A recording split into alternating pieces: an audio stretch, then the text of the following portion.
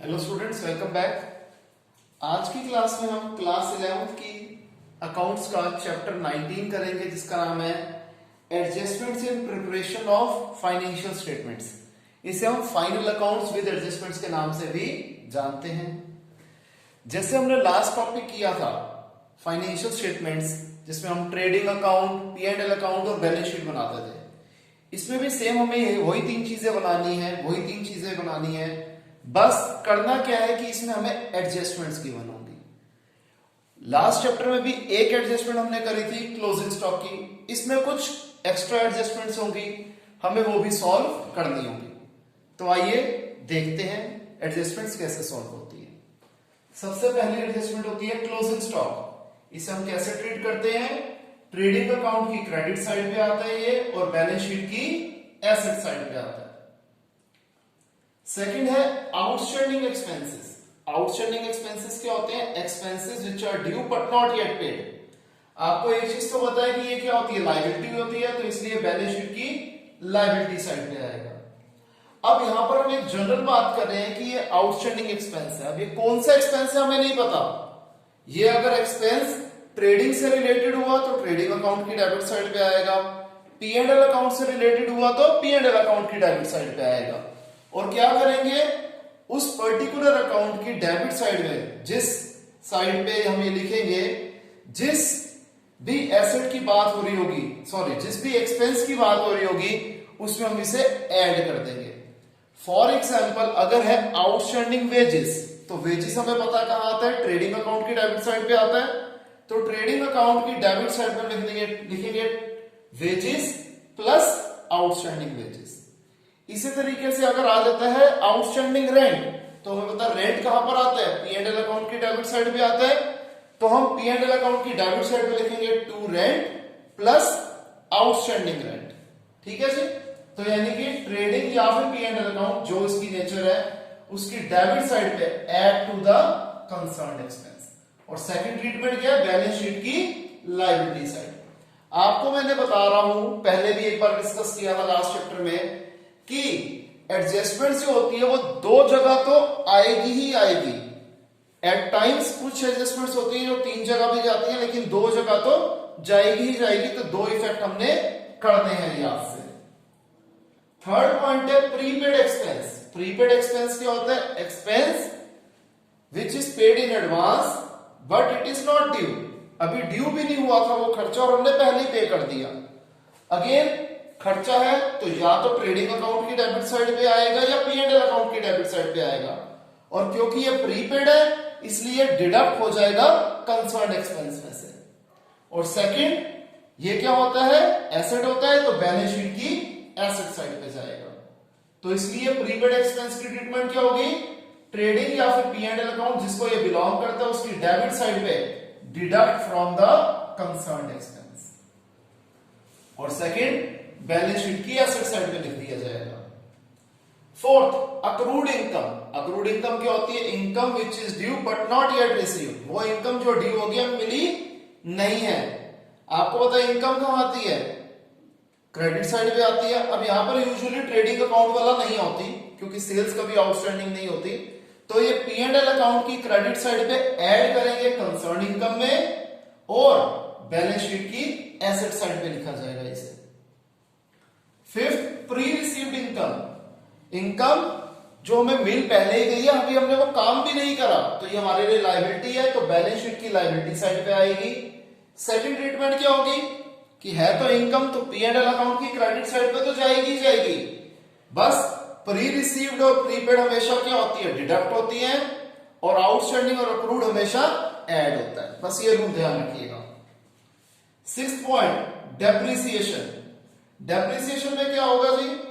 आपको पता है डेप्रिसिएशन क्या होता है? फॉल और reduction in the value of an asset. तो ये हमारा एक्सपेंस है, P&L अकाउंट की डेबिट साइड पे आएगा, और बैलेंस शीट की एसेट साइड में हम क्या कर देंगे? Deduct from the concerned asset. For example, depreciation है फर्नीचर के ऊपर, तो हम क्या लिखेंगे? Furniture less depreciation.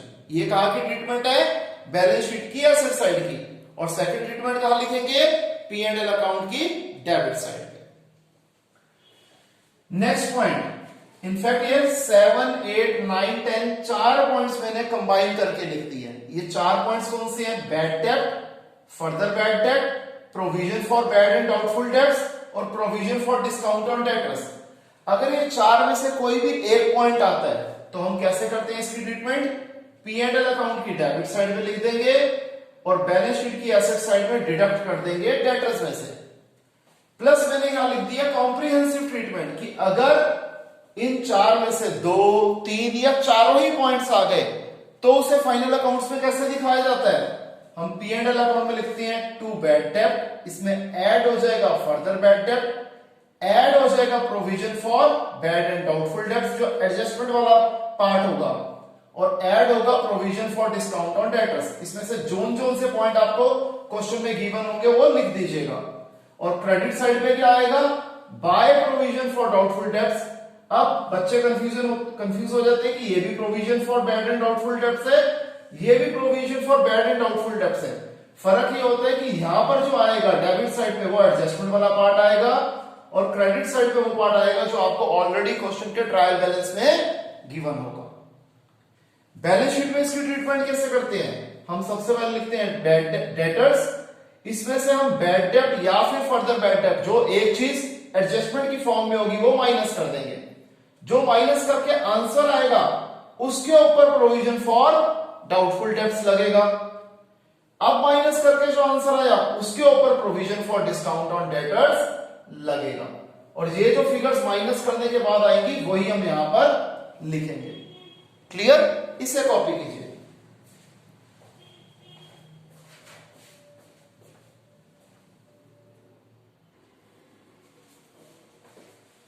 आइए फर्दर एडजस्टमेंट्स को डिस्कस करते हैं। पॉइंट नंबर 11 है provision for discount on creditors. जैसे provision for discount on debtors है, ये इसका उल्टा है। जब हम क्रेडिटर्स के ऊपर प्रोविजन लगाते हैं तो ये कहां आएगी? पी एंड एल अकाउंट की क्रेडिट साइड पे आएगी और बैलेंस शीट की लायबिलिटी साइड में deduct from creditors. 12th point manager commission payable. इसे मैनेजर कमीशन भी कहा जाता है।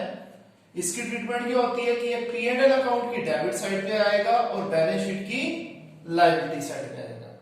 अब इसमें दो केसेस होते हैं। पहला केस होता है जब कुछ भी क्लियरली इसके बाद नहीं लिखा होता या फिर ये लिखा जाता है बिफोर चार्जिंग सच कमीशन। तो मैनेजर कमीशन को निकालने का तरीका क्या होता है? अमाउंट कैसे निकलता है मैनेजर कमीशन का? तो फॉर्मूला होता है rate upon 100 into net profit, जो एक्चुअल नेट प्रॉफिट आ रहा था। ठीक है जी। और अगर यही होगा आफ्टर चार्जिंग सच कमीशन तो मैनेजर कमीशन निकालने का अमाउंट कैसे निकलेगा? Rate upon 100 plus rate into net profit, और जो रेट होगा वो हमेशा क्वेश्चन में गिवन होगा। 13th adjustments capital nature expenditure wrongly charged as revenue nature, कि वो एक खर्चा था कैपिटल नेचर का जिसे हमने गलती से रिवेन्यू नेचर मान लिया। यहां मैंने अपनी मर्जी से एक एग्जांपल ले लिया कॉन्सेप्ट को समझाने के लिए कि construction of cycle shed charge to wages account, कि हमने साइकिल शेड बनाया लेकिन वो खर्चे को हमने वेजेस अकाउंट में से चार्ज कर लिया। तो इसको कैसे ठीक करेंगे हम?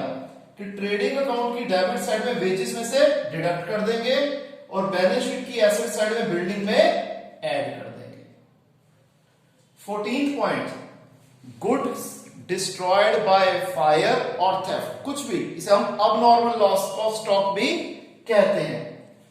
अब इसमें 3 केसेस होते हैं। अगर इंश्योरेंस हमने करवाई ही नहीं है, अगर इंश्योरेंस के बारे में कुछ बोला ही नहीं है, तो मैंने एक एग्जांपल ले लिया कि 1000 रुपए का माल जला और 1 रुपया भी हमें मिला नहीं, तो यहां पर 1000 का 1000 कंप्लीट लॉस है।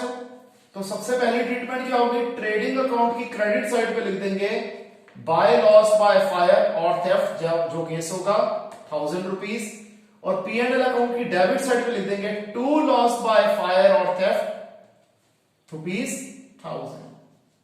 ठीक है जी, कि 1000 रुपए हमारा हमने पहले पी एंड एल में भी लिख दिया कि नेट लॉस हमारा 1000 रुपए का है, और ट्रेडिंग में तो 1000 रुपए लिखना ही लिखना था।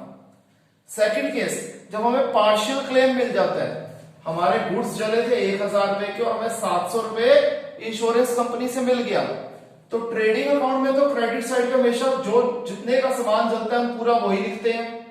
अब 1000 रुपए में से 700 रुपए मिल रहे हैं तो एक्चुअल लॉस हो रहा है 300 रुपए का, तो पी एंड एल अकाउंट की डेबिट साइड में हम 300 रुपए लिख देंगे टू लॉस बाय फायर और थेफ्ट, और इसकी थर्ड एडजस्टमेंट भी जाएगी क्या कि बैलेंस शीट की एसेट साइड में लिख देंगे इंश्योरेंस क्लेम ₹700। और अगर हमें ये मेंशन है कि इंश्योरेंस क्लेम मिल चुका है तो हम बैंक अकाउंट में उसे प्लस कर देंगे। इसी का थर्ड केस कि पूरे का पूरा क्लेम इंश्योरेंस कंपनी एक्सेप्ट कर ले, तो क्या होगा, ट्रेडिंग अकाउंट की क्रेडिट साइड पे तो 1000 रुपए हमने लिखने हैं। अब यहां पर 1000 रुपए का माल चला और पूरे 1000 रुपए मिले तो एक्चुअल लॉस तो कुछ भी नहीं है, तो पी एंड एल अकाउंट में तो हम लिखेंगे नहीं, सीधा बैलेंस शीट की एसेट साइड पे लिख देंगे इंश्योरेंस क्लेम ₹1000। 15th हमारा होता है हिडन एडजस्टमेंट, जिसे हम इंप्लाइड एडजस्टमेंट भी कहते हैं, जो कि यूजुअली हमेशा इंटरेस्ट ऑन लोन या फिर इंटरेस्ट ऑन इन्वेस्टमेंट की फॉर्म में होता है। यहां मैं एग्जांपल ले रहा हूं कि हमने लोन लिया हुआ था, हमारी ऑर्गेनाइजेशन ने लोन लिया हुआ था और हमने इंटरेस्ट पे करना है, ठीक है जी। अब इसमें भी दो केस हैं कि हमने जो लोन लिया था उसके ऊपर हमने बिल्कुल भी इंटरेस्ट पे नहीं करा।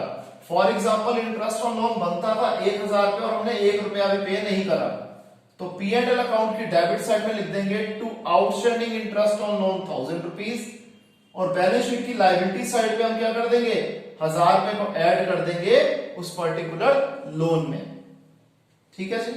और अगर मान के चलो 1000 रुपए का इंटरेस्ट ऑन लोन मिलता था, हम साल के दौरान हमें ट्रायल बैलेंस के अंदर गिवन है कि हम 700 रुपए का इंटरेस्ट पे कर चुके हैं, तो क्या ट्रीटमेंट होगी कि पी एंड एल अकाउंट की डेबिट साइड में हम लिखेंगे टू इंटरेस्ट ऑन लोन 700 जो हम ऑलरेडी पे कर चुके हैं, और 300 रुपए का इंटरेस्ट आउटस्टैंडिंग है, 1000 माइनस 700 तो लिख देंगे plus outstanding interest on loan 300, और ये जो 300 का आउटस्टैंडिंग इंटरेस्ट ऑन लोन है वो क्या करेंगे, बैलेंस शीट की लायबिलिटी साइड पे हम ऐड कर देंगे लोन में,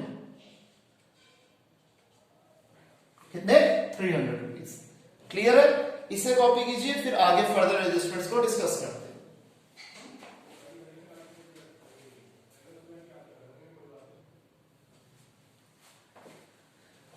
नेक्स्ट एडजस्टमेंट है हमारी interest on capital. Interest on capital की ट्रीटमेंट क्या होती है कि पी एंड एल अकाउंट की डेबिट साइड पे इसे लिखते हैं और बैलेंस शीट की लायबिलिटी साइड में कैपिटल में इसे हम ऐड करते हैं। 17th पॉइंट है goods distributed as free samples, जो हमने गुड्स को बांटा एज फ्री सैंपल्स, ठीक है जी। इसको हम यूं भी कह सकते थे कि goods distributed as free sample or for staff welfare. तो ये 17th और 19th पॉइंट लगभग सेम ही हो जाते हैं, ठीक है जी। तो इसकी ट्रीटमेंट क्या होगी, ट्रेडिंग अकाउंट की डेबिट साइड पे लिख देंगे डिडक्ट फ्रॉम परचेजेस, परचेजेस से कम कर देंगे कि goods distributed as free samples. Free samples भी आ जाता है, इसे हम चैरिटी भी कह सकते हैं, ठीक है जी। दोनों पर्पस सेम है, फ्री सैंपल्स में एडवर्टीजमेंट आ गया, चैरिटी में डोनेशन आ गया, ठीक है जी। और ध्यान रखना दोनों ही केसेस में गुड्स को हमेशा कॉस्ट प्राइस पे शो करा जाता है। इनफैक्ट आपको जब जनरल एंट्रीज कराई थी तो आपको बता दें कौन कौन से केसेस में हम गुड्स को कॉस्ट प्राइस पे लेते हैं, जब हम एडवर्टीजमेंट करें, जब हम चैरिटी करें, या फिर जब हम गुड्स को विड्रॉ करें पर्सनल यूज के लिए। तो क्या ट्रीटमेंट हो जाएगी, ट्रेडिंग अकाउंट की डेबिट साइड पे परचेजेस में से माइनस कर लेंगे और पी एंड एल अकाउंट की डेबिट साइड पे लिख देंगे, ठीक है जी। तो ये 17th और 19th की ट्रीटमेंट एकदम आइडेंटिकल है। 18th goods withdrawn by the proprietor for personal use, इसे भी आपको पता है कॉस्ट प्राइस पे लेना है। तो पहली ट्रीटमेंट तो सेम है कि ट्रेडिंग अकाउंट की डेबिट साइड में परचेजेस में से माइनस कर लेंगे। सेकंड ट्रीटमेंट क्या होगी कि बैलेंस शीट की लायबिलिटी साइड में हम कैपिटल में से इसे सब्ट्रैक्ट कर देंगे, यानी कि डिडक्ट कर देंगे। क्लियर है, इसे कॉपी कीजिए, फिर हम क्वेश्चंस की प्रैक्टिस स्टार्ट करते हैं।